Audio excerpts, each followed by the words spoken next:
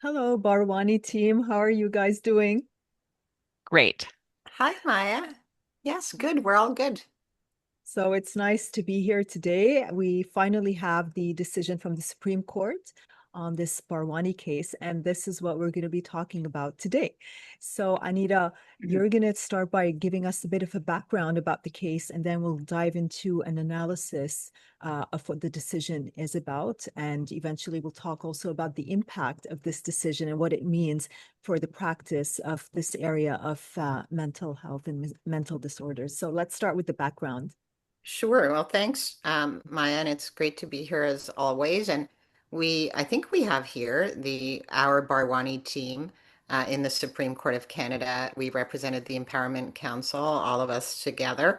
And I think for those that are really interested in this case, we should flag that there's a bunch of resources to get caught up. There are things on my personal blog. I think Wicked has done another Who Cares back when this case was before the Court of Appeal. And no doubt others have had smarter things to say about it. But I still say the best place to look is in the Canadian Anthology on Mental Health and the Law, where Maya and I have a chapter on fitness and Bharwani. And actually, at our recent conference that Wicked and Lambda co-hosted, Carter, I think, was on that panel on fitness, um, and there were several panels on NCR, which was meant to be another issue that the Supreme Court considered. And we'll talk about whether that happened at all here. But so by way of background, Mr. Bharwani, somebody will correct me if I'm wrong. I'm never right on with the charges, but he was charged with some kind of murder. There was a murder. There was a death of a roommate. And he had a trial before Justice David McCombs in Superior Court. He was self-representing, I think, as I understood it, and he did have court-appointed amicus curiae, Dean Embry, assisting in the process. Questions about his fitness arose throughout the trial. It was a jury trial, and after several assessments and perhaps even a previous finding of unfitness, I'm not sure, but ultimately, a jury determined that he was fit to stand trial, and the trial continued with the assistance of very capable amicus. Uh, at the end of the day, NCR was also considered, and there were a number of experts uh, preferred by both sides. There were two defense experts, from what I recall, who both opined that NCR was a defense available to Mr. Bharwani. And there was one witness for the Crown at the time, Dr. Scott Woodside, who alone suggested that Mr. Bharwani did not have NCR available as a defense to him pursuant to Section 16 of the Criminal Code. The jury convicted him and did not find that he was NCR, so he was found to be criminally responsible. The matter was appealed to the Court of Appeal for Ontario, which heard the case with a five-member panel. And by that time, a couple of other experts had been retained. There was a further expert, a third expert retained by defense, who concurred with the previous two defense experts that NCR was available. And then the Crown retained Dr. Sumita Chatterjee, who on this occasion also agreed that NCR was available to Mr. Bharwani. The Court of Appeal, sitting with five judges, as I've indicated, looked at the fitness test, which was previously framed as the Taylor test, and gave us a very comprehensive interpretation of how to apply the test for fitness, a very thoughtful, very long judgment that said, the Taylor test is broader than the questions that forensic psychiatrists often ask people. Do you understand your charges that you're facing? How would you plead? What are your plea options? What does the judge do? What does the Crown do? What does your defense lawyer do? Do you understand the concept of perjury? What does an oath mean? And are you able to tell your lawyer sort of what happened? That was the extent of the communicating with counsel, the ability to communicate with counsel, part of the fitness test up to that point.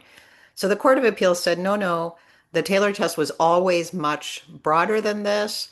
it was always predicated on the meaningful presence of the accused to face and defend their charges and their meaningful participation. And those are meaningful participations, the touchstone of the test for fitness. And actually, my own view, and others will speak to my own views, is the Court of Appeal really did expand the fitness test. They fleshed it out to the point where I don't think Taylor quite stayed intact. I think they did create a new test that was fuller and more interesting and more robust in many ways. And I really think it should be called the Bharwani test for fitness, but still a very fair test of fitness because the court went to great pains to balance society's interest in getting accused persons to defend their charges and the interest of the accused to defend their charges, and making sure that they are capable to do so, that they are fit and are able to be present for their trial and conduct their defense and instruct and communicate with their lawyer, while at the same time being cognizant of the dire and potentially indefinite detention that could result from a finding of unfitness. So being very careful to emphasize context, that fitness is to be tested against the backdrop and in the particular context of the very specific charges that the individual is facing in their own situation. And speaking for myself, that's for me the most important part of something that's perhaps a bit new that's being articulated in a way that's helpful to clients facing very low-level charges. Because the context there in terms of their exposure for criminal liability is often so low that I think this judgment is very helpful to us to avoid findings of unfitness that would otherwise have been made. That's where I saw sort of a lot of value added in Bharwani in the Court of Appeal, but the Court of Appeal focused almost exclusively on fitness. They didn't particularly deal with interpreting NCR. They did, however, refused to admit, I think, the new evidence, or I can't remember, someone will correct me, the fresh evidence of the two additional psychiatrists, one for the defense and one for the Crown, was either not admitted or found to have had no reasonable prospect of having changed the jury's verdict or findings. And sort of, in a throwaway way, the Court of Appeal mentioned that Dr. Sumita Chatterjee's opinion, she was the Crown expert at the appeal level only, that he was NCR, that Mr. Bharwani was NCR, because although he did have an understanding that killing another person was morally wrong, that he did not have the ability to choose not to act in that moment. And the Court of Appeal said one reason to reject that opinion altogether is that it's premised on a wrong legal principle. That she misstated what it means to know that it's wrong, that your acts are wrong. And then this opened up the entire controversy around Dobson from the Court of Appeal, which in our submission on behalf of our client and many others sort of strayed from the Supreme Court's pronouncement in a case called Uman, and that's where all the contest and debate around the law of NCR focuses. So that was the Court of Appeal. Leave was granted to the Supreme Court of Canada, to Mr. Bharwani. There were quite a number of interveners, many of the AGs and a few others, the Empowerment Council. And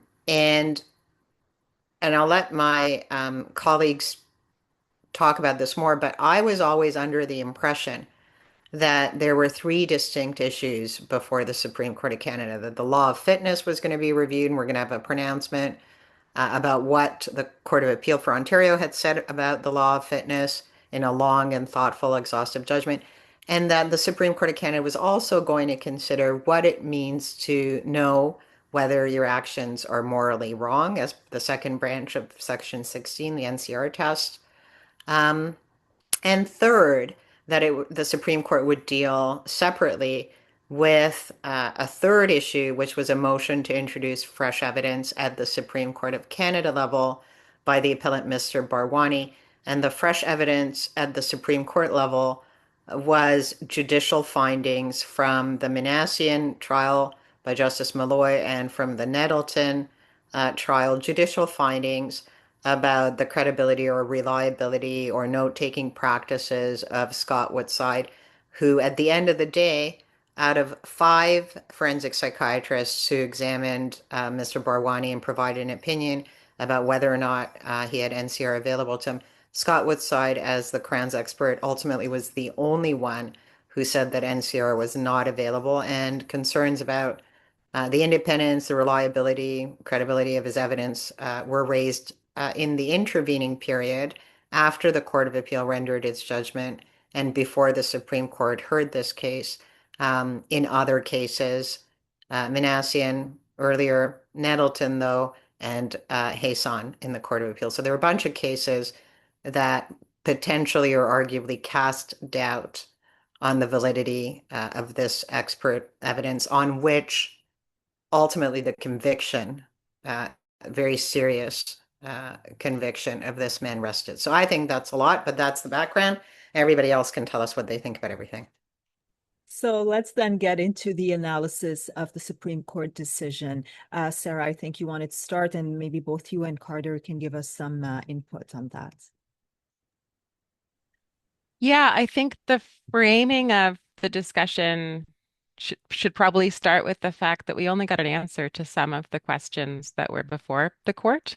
There's a majority and a dissenting decision, and the majority decision deals with the fitness test, and it opts to dismiss the fresh evidence in relation to both fitness and the NCR issues, and does not, as a result of dismissing the application to admit the fresh evidence, and dismissing the appeal from the Court of Appeal's handling of the fresh evidence application that was before the Court of Appeal, opts not to provide clarity or a decision about the interpretation of the NCR test and the difference between understanding wrongness and applying the capacity to understand wrongness.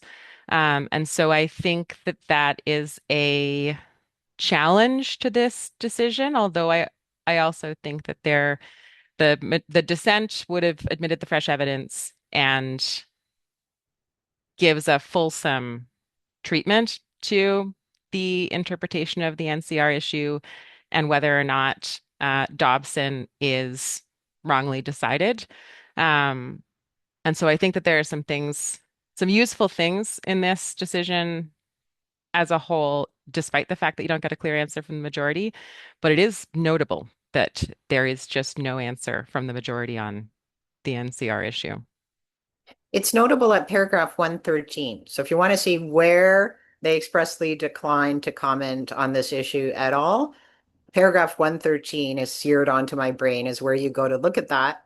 And then you can sort of look around to see why. And then when you form an understanding of that, then you email me and explain it to me, because I don't know.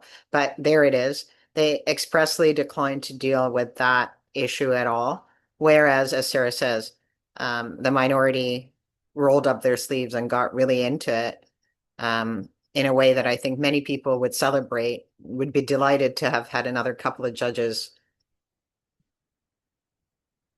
move there.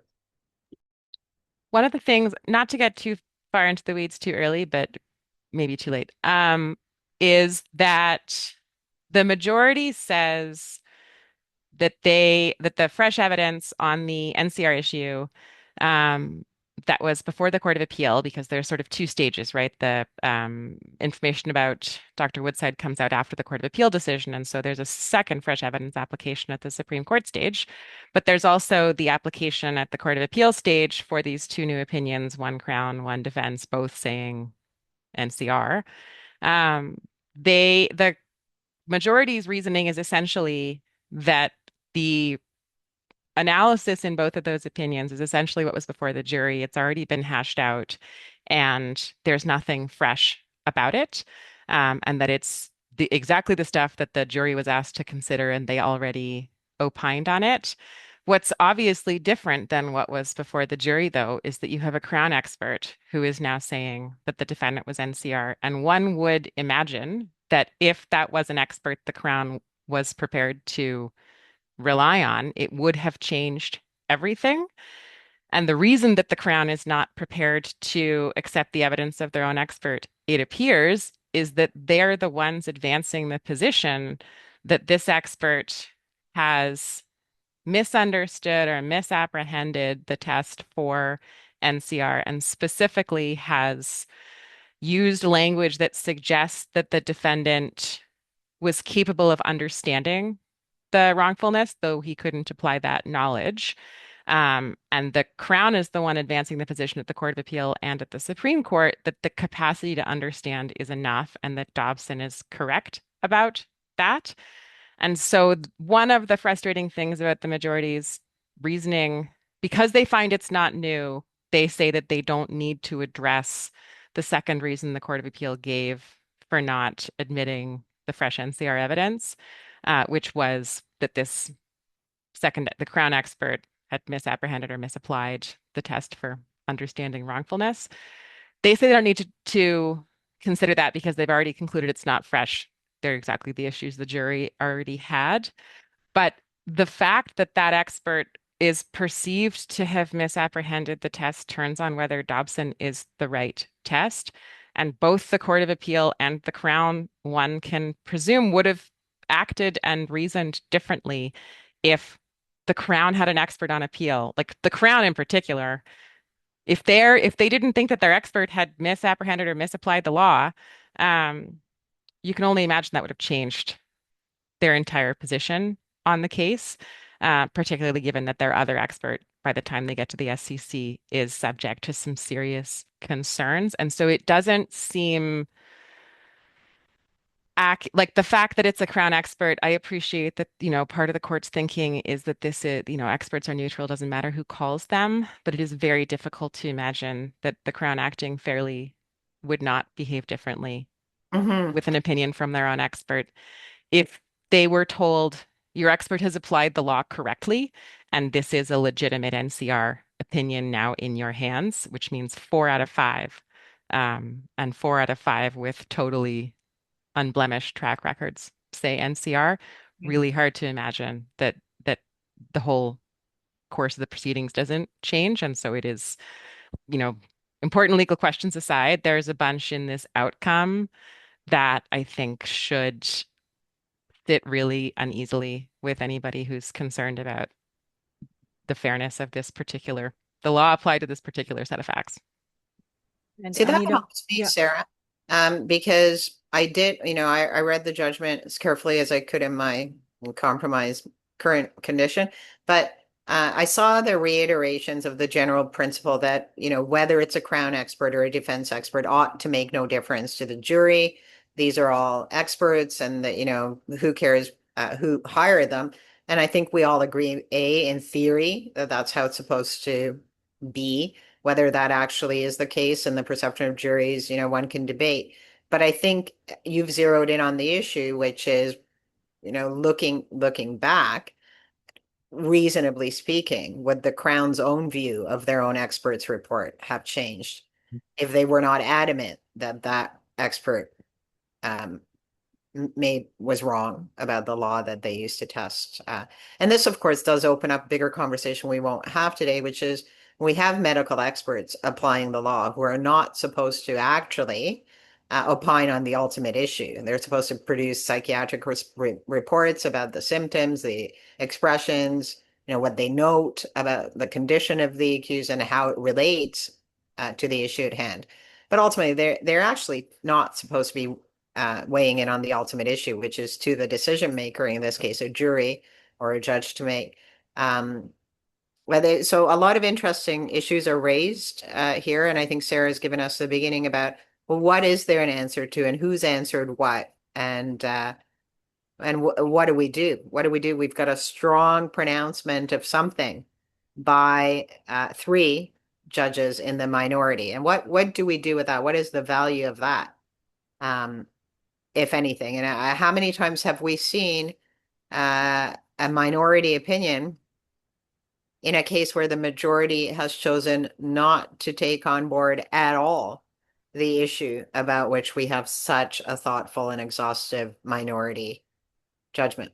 Well, and what's frustrating here on this point, Anita, is that we don't have too many decisions from the Supreme Court on this issue. So the thing is, when are we going to hear back again about this is really, I mean, I don't know, maybe we're lucky. I mean, we've had recently in the past few years, quite a few important decisions around this area, but the chances that we're going to have something else go to the Supreme Court anytime soon, I don't know if we're going to have an answer. So it's a little bit unfortunate that we have this suspense and we're not going to be getting an answer to it right away.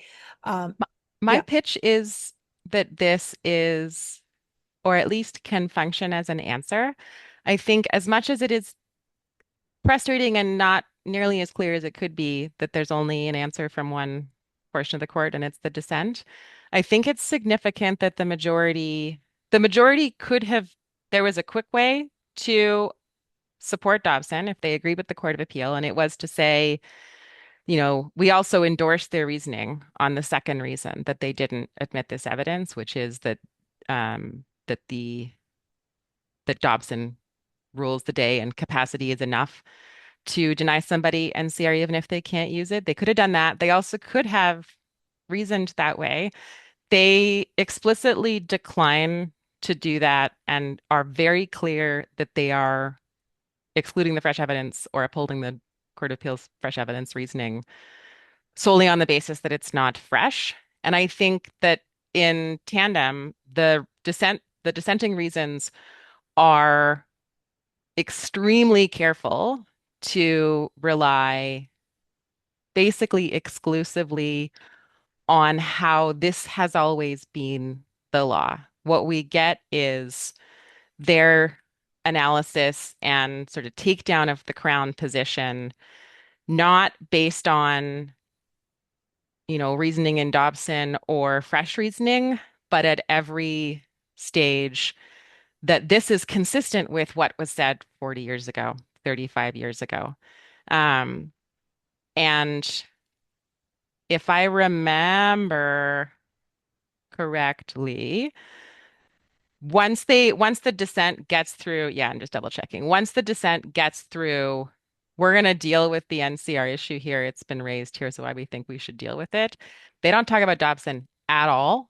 All they rely on are existing decisions on Uman, on Rizik, on the things that are already in place to say this is always been the law. And to the extent that there's a suggestion that capacity is enough, it has never been the case, and it's a misreading of each one of these specific passages. And they do it without engaging with Dobson specifically, but by saying this has always been the law. And so I think that there is a pretty handy way that is like extremely consistent with both of the sets of reasons to say that Dobson is Dobson is overruled because all of the reasoning inside it, either it's got to be squared with the reasoning in all of the prior cases in a new way, or it's functionally overruled. But certainly the Crown position that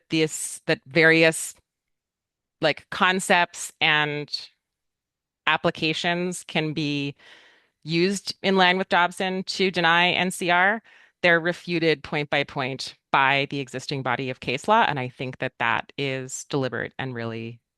But doesn't the minority come out and say somewhere that Dobson impermissibly narrowed the test in Newman? So like they sort of expressly would overrule Dobson. They say something. They say, therefore, it follows that Dobson impermissibly narrowed Newman. I have a weird memory for things I like. I like that. So I remember, so it should look pretty much like that somewhere. I thought that was good. And what I thought was interesting, talk about, they've gone all the way back to the origins of the jurisprudence in the Supreme Court on NCR. It's true, the authorities, like everybody and their pet dog has written in this area of law. Not that we're pet dogs, but Maya and I have written recently, for example, on Bharwani. And the authorities cited in this case by both the majority and minority, I thought were really interesting to go back to like the 70s. There, textbook material from 1970 talking about these issues. And I think that's consistent with what you're saying, Sarah, which was the focus on, going back to basics, first principles. All of the historical articulations of this test have always been clear, sort of shining that flashlight, the spotlight on Dobson as an aberration, you know? And I think and Carter should probably say something at some point, because I think Carter has long complained that, and I've heard Carter say a million times to me, that he just cannot see and could never see how Dobson lived, alongside Uman, how you reconcile these things. Maybe Carter, did you want to talk? Yeah, I mean, I think like the minority's opinion is really persuasive. And like Sarah said, like it's really persuasive and then it relies on, the Supreme Court's authority in the past. And I think, when you read that together with Dobson, which says like, yeah, I accept that there are passages in Uman that can be read a couple of different ways, but in this court, we've always interpreted it in this narrow way that says that if you're able in some way to discern that a reasonable person would see your actions as morally wrong, then you're not NCR, even if you believe your actions to be justified because of your delusion, or even if you're under like an irresistible compulsion. And I think this is a pretty powerful decision that the next time this comes up at the Court of Appeal, we can get a 5-judge panel and we can say, look, 2 members of the Supreme Court say that that's not the right way to interpret Uman. And so I'm hopeful that these decisions don't come up very often, like to get an NCR case that's contested on the issue of the accused's capacity to discern moral, the difference between whether they can tell something's wrong and whether they're able to apply that to the facts at hand. Doesn't come up very often, but we're more likely to be able to address it at the Court of Appeal.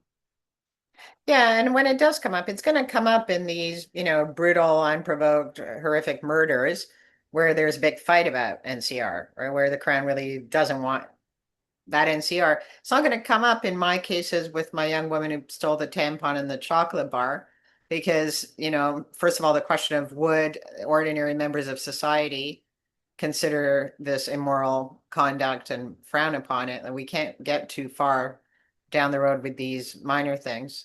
I made a good joke, I thought, when Carter said we could perhaps get a 5-judge panel to reconsider these issues at the Court of Appeal level. I think that's one way to go. Or should it come back up in front of the Supreme Court, then I would like a 3-member panel of the Supreme Court to have a look at the issues. All right, but we talked a lot now about what we hope the decision would address, but it did focus though on fitness. So maybe we can talk a little bit more about that.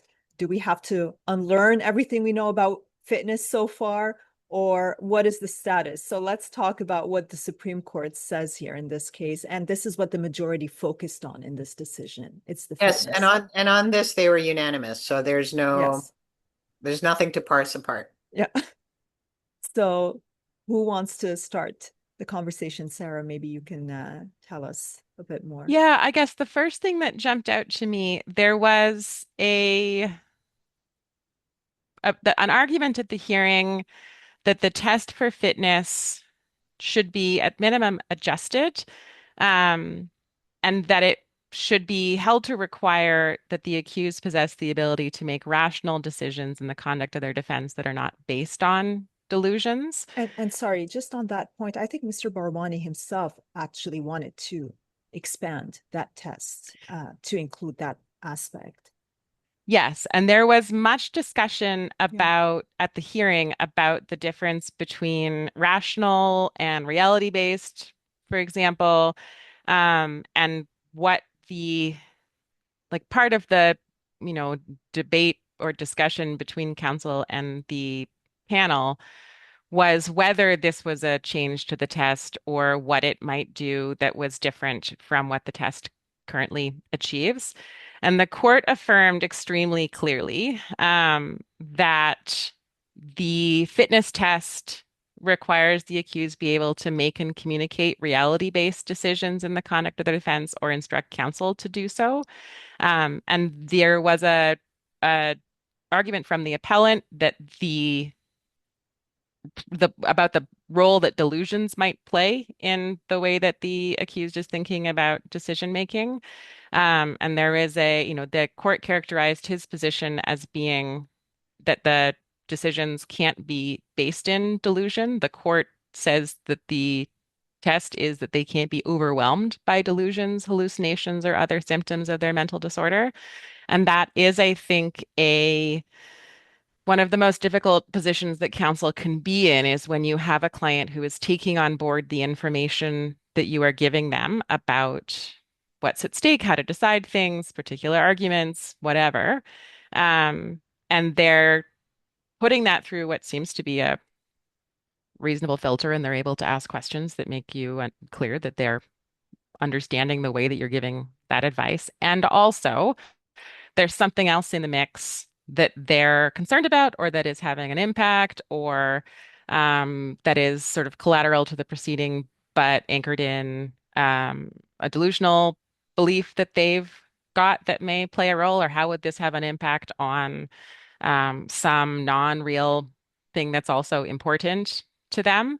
And the court clarifies, I think, helpfully and rightly that that can't overwhelm their decision making, but the fact that it's in the mix is not fatal. And I think that among other things, if you think about, they emphasize also that the decisions don't need to be wise or in their best interest. It's not necessary for that to be a capacity that they have, and also not necessary that they, how would one determine whether decisions are in their best interest? And if you think about the other kinds of collateral values or priorities that clients without mental disorder or without mental disorder impacting the particular proceedings bring, right? You can think of the, husband and wife who are accused, and that part of the instructions relate to, one of them not necessarily wanting the absolute most vigorous defense because they're prepared to pursue a deal while counsel for their spouse is pursuing, that person's charges getting dropped, right? Like, is it in the, husband's best interest to take a penalty and not fight out every issue because of their overall family goals? Hard to say, who's to know. It's not a strictly criminal law and substance of the issues value that they're bringing into the mix, but it's absolutely legitimate. And I think that the balance that the court suggests here between the minimum capacity and the other things that can still be present and live in the accused thinking is consistent with the way that we treat other defendants. And so as a matter of, equality and dignity and common decency, it lines up that way as well. We don't expect more of them than we do of anybody else. Carter, any thoughts? What are your thoughts on the fitness aspect of the decision from the Supreme Court? Yeah, I don't have any complaints about it. I mean, we had urged the court to uphold what the Court of Appeal said about the fitness test, the kind of somewhat more robust version of the Taylor test, and they've done so. And I think sort of added some extra kind of meat on the bones of the test, clarifying they've got to be able to understand the nature of the disclosure when they get it, and they've got to be able to kind of grasp the elements of the offense, and list some of the critical decisions that accused persons have to make. And yeah. So I actually have some questions about that for you, Carter, and you, Sarah, and you, Maya.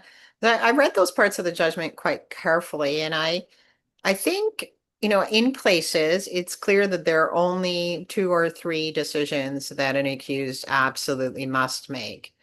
How they proceed, whether to plead guilty or not guilty, and whether or not to testify. Now, I did see in the majority's judgment that, it's necessary that the accused be fit because of, purportedly this laundry list of decisions that come up that must be made during the course of the trial. And certainly all those decisions must be made, but whether all of those and each of those decisions must be made by the accused and only by the accused, I think, is really subject to wide debate. So, for example, what witnesses are called.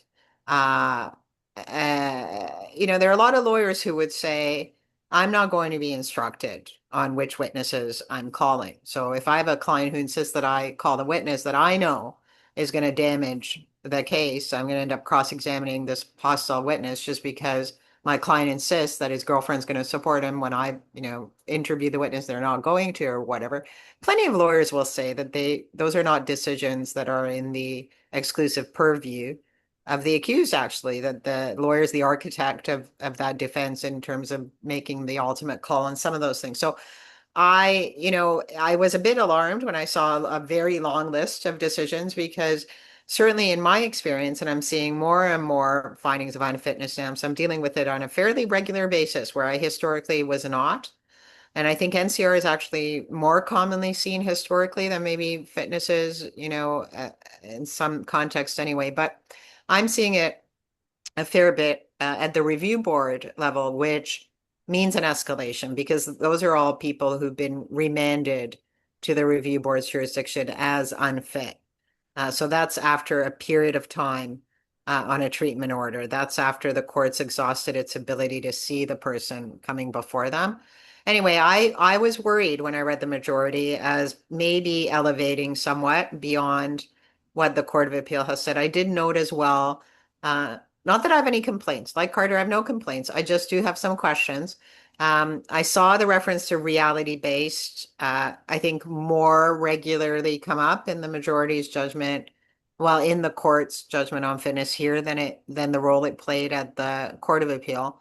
There is this extra business about you cannot sort of generally be overcome by delusions or hallucinations of symptoms of your mental disorder.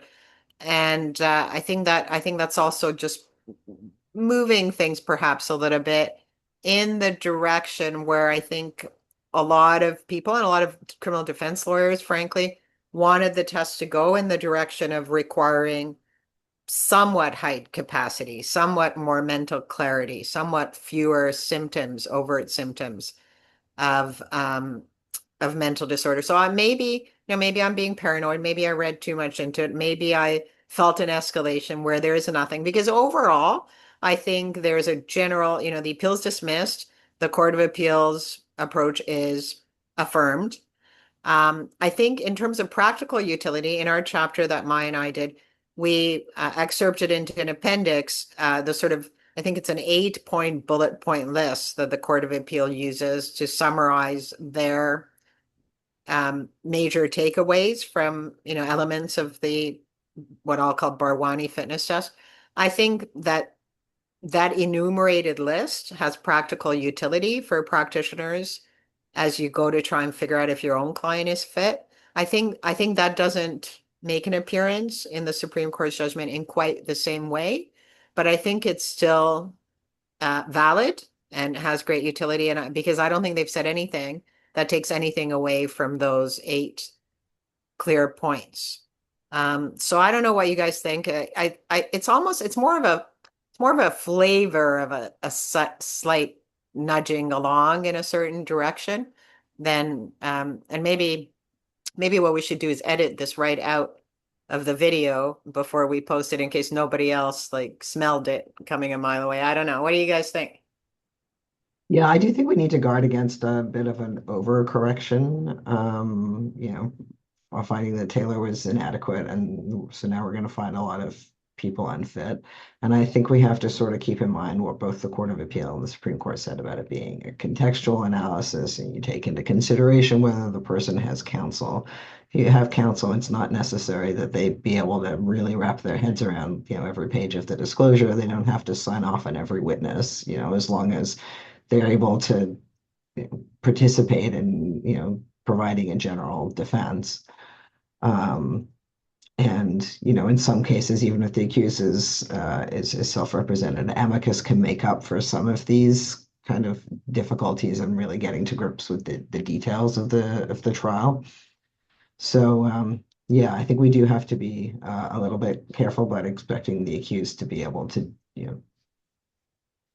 do all the things that they would be able to do ideally, and focus on the sort of the heart of it. Like, can they get to grips with what the trial is all about, and are they able to participate in some meaningful way so they're not just kind of a confused passenger to the proceedings, but they're actually a participant, either by participating themselves or by instructing counsel. Yeah. Because often our perfectly fit clients are often sort of confused passengers along for the ride, and some of That's the more true. complex. What'd you say to me, Carter? What is it? The co-conspirators hearsay exception rules or whatever? We don't expect them to have a, exhaustive understanding of all that kind of stuff, right? Or a perfectly fit client will swear up and down that a certain witness is going to come through for them, and either you interview them or you can get them on the stand, and you see that that's not going to be the case, and you're not obligated to press on and keep trying when that would clearly be contrary to their defense, their interest. Yeah, I genuinely was not the because the court goes out of its way to, and some like differently than the Court of Appeal, when they're getting to affirming that the fitness test is not changed, they, start with here's where it's rooted, and here, both in England and whatever else. Um, and that part of what it's always meant is that the mental disorder has to render them unable to conduct a defense or instruct counsel to do so. And I really didn't know what to make of how much work they then put into trying to come up with a definition of what it means to conduct a defense, because I didn't think that that was a thing that anybody involved was confused about. And they, in the various sections where they do try to provide a catalog of what it means to make a defense, then they end all of them by saying, obviously, it's, fact specific and it's going to be dependent on the circumstances. And there is, to put you at ease, maybe Anita, that like they do distinguish between decisions that the defendant has to make, that can't be taken away from them, right? Like the plea, whether to testify, um, whether to be represented, that stuff. And then the other things that are going to be presumably communication with counsel. Um, but I have no good thought at this point on why that happens, because they've already, at that point in the decision, given us the answer that it's got to be reality based, can't be overwhelmed by delusions. And but maybe it's an answer to some of the discussion about what kind of analytical and rational things are involved and what threshold of functioning and comprehension are necessary for that. Like maybe it's, in the sense that writing is thinking, partly working through whether there's anything bothersome about that. Um, the other thing in that section, because it is like the most I can say about it coherently at this point is it's stuck out to me that they put that much work into it, and it's a bit of a mystery to me Yeah. what it's doing in the reasoning and what it's doing in the thinking in Yeah. leading to the decision. And also it's like the maybe apart from fitness, the other place in litigation where what it means to conduct a defense seems to me to be like the most discussed would be the disclosure context, right? Do you need it to take a step in your defense? Is it relevant to a defense? Where you have all the language on like it includes motions, it includes, and there is like Stinchcombe comes up in this section, but it's not the like the disclosure case like is a pretty comprehensive look at what it means to conduct a defense because everybody's fighting out whether or not they have enough information to do the thing at this point.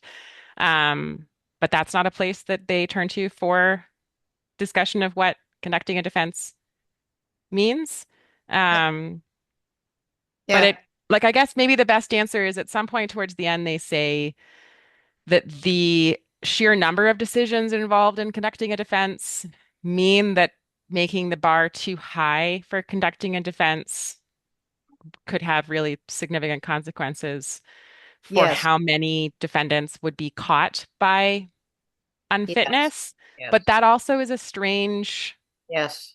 reason to set the bar in any like it doesn't seem to me like the reason that we put the bar Yeah. where it is Although, that yeah, there's too many to sit like that reasoning is surely there are things counsel does, there are things the accused no, does. historically, we've supported the low bar with fitness by focusing on how few actual decisions must actually be made by the accused and may only be made by the accused. So I think you're right, Sarah. I think you've hit on where I was a bit jarred. When that's exactly the passage where it's like, given the sheer litany of, the weight of all the decisions that must be made by the accused, for the bar for making those decisions was too high, then everyone be unfit. And I remember thinking, I don't know that this is historically how we've gone about supporting the lower threshold for fitness.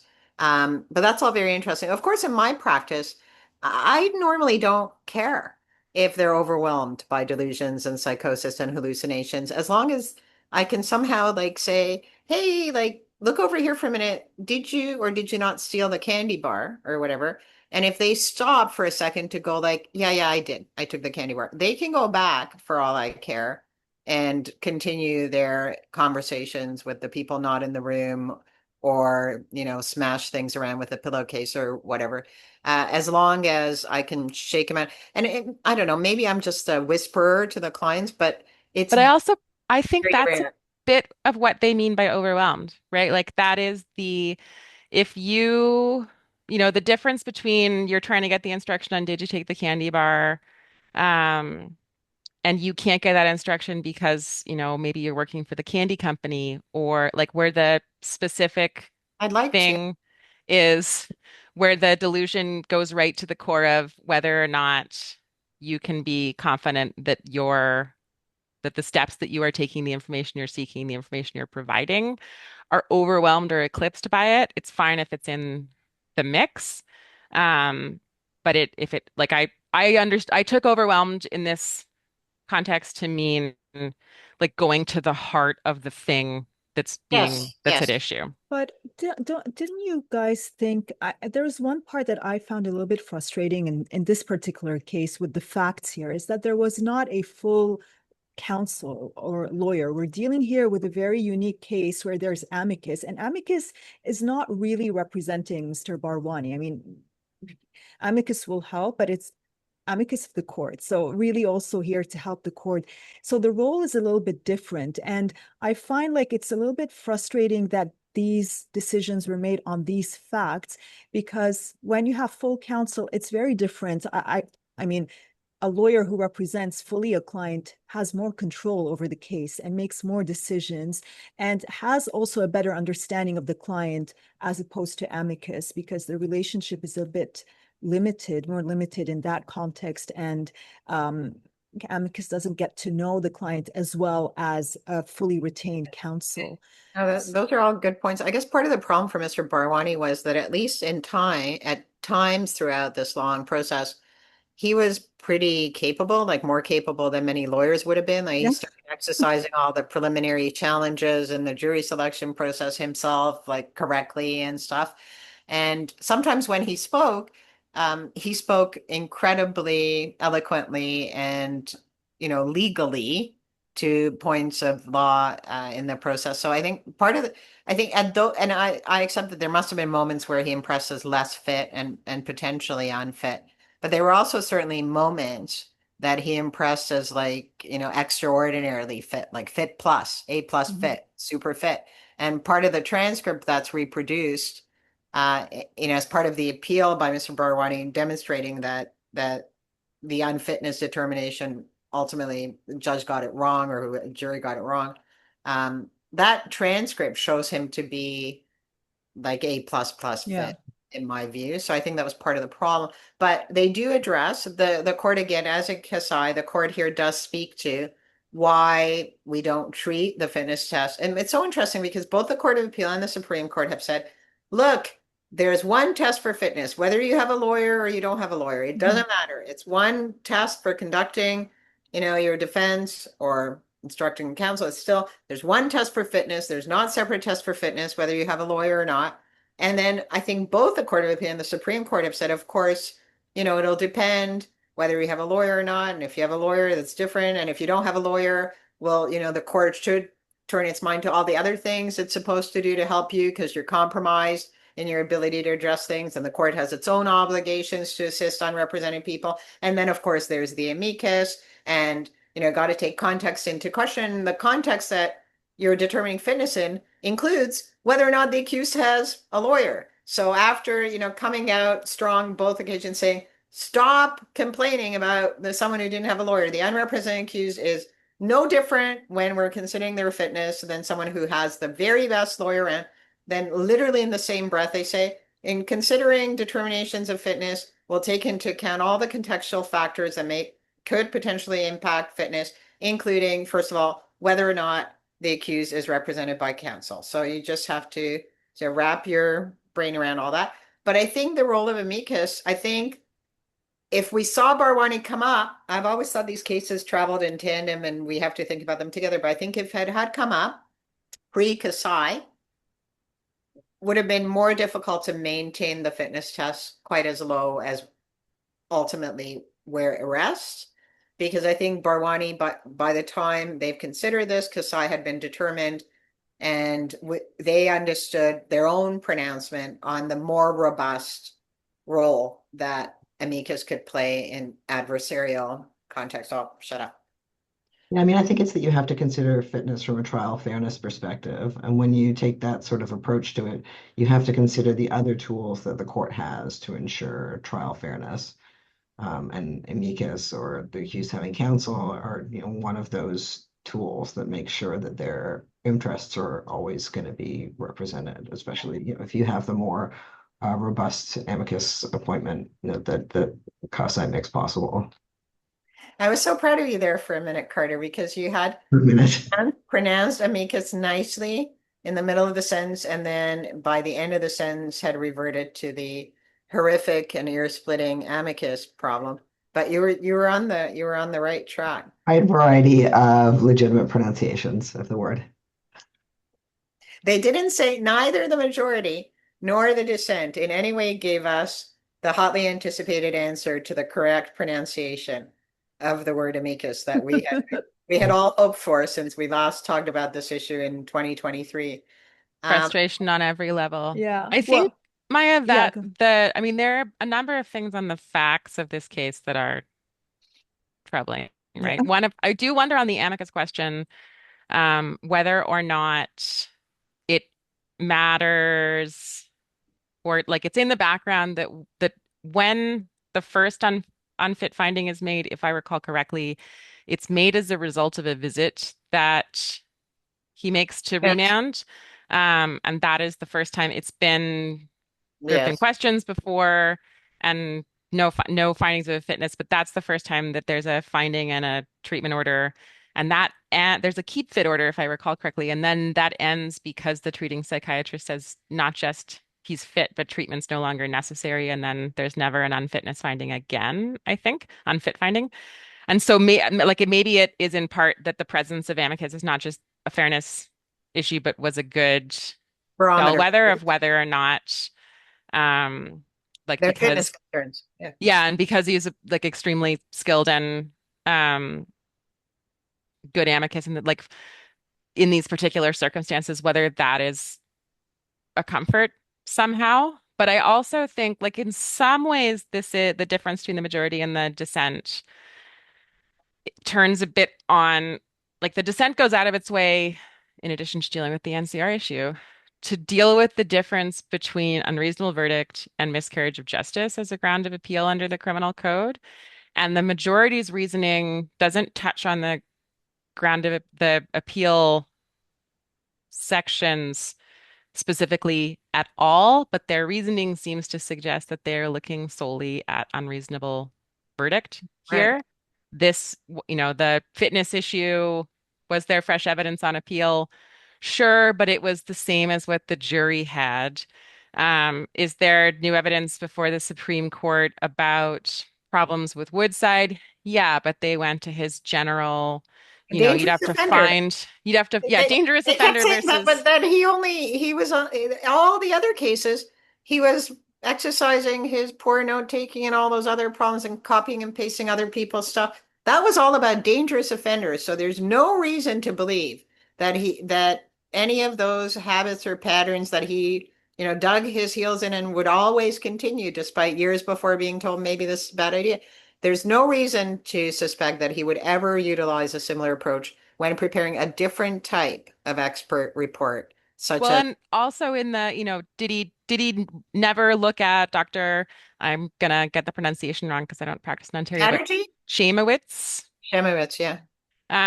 Did he never look at those notes and also prefer his notes to his residents? Who's taking Yes, but those are different than the note issues that arose in dangerous offender um reports. yeah, and I like what seems to me to be underlying all of that is there's nothing here. The jury had these arguments, and nothing here suggests that no properly instructed jury could have reached the verdict that they reached on this information, which Although, I think is why you have the dissent saying, yep, sure. And a whole other ground of appeal is is the verdict unsafe? And are we concerned about a miscarriage of justice? When the majority says that the role of Dr. Woodside's later, post Court of Appeal issues go to, they're so broad, they go to like whether it's, you'd have to go at him generally as an expert. How do you possibly connect it? Then you go back to the portion, paragraph 133, where they're talking about the arguments made about him at trial, that he was willing to defend absurd positions just to hold the position he'd originally taken, that he was defensive when he was confronted with contradictory evidence, that he had the suggestion that he had a predetermined goal that didn't square with the evidence, and essentially that he refused to take on board things that were put to him. Can you prove or establish in the appeal standard that the jury handled that unreasonably and that no properly instructed jury could have reached that verdict? No, but does it, could a jurist with a serious concern about justice and all of the history and judgment in that role look at the later evidence about how Woodside did exactly that when he was demonstrably in the wrong, refused to take evidence on board, refused to reconsider his opinion, and be worried enough about it that this is a miscarriage of justice that calls for a different look?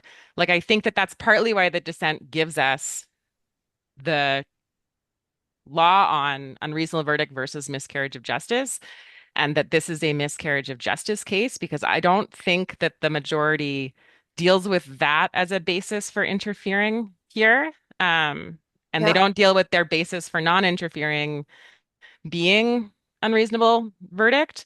But the things that are troubling on the facts, I think go to what we talk about when we talk about an unsafe verdict, right? Right. When we That's talk about a a miscarriage of justice. that's a very important point in a big conversation, because I think it is very important that, when the minority looked at all this, it was, one thing after another, right? Two, and it's like the combination of all these things.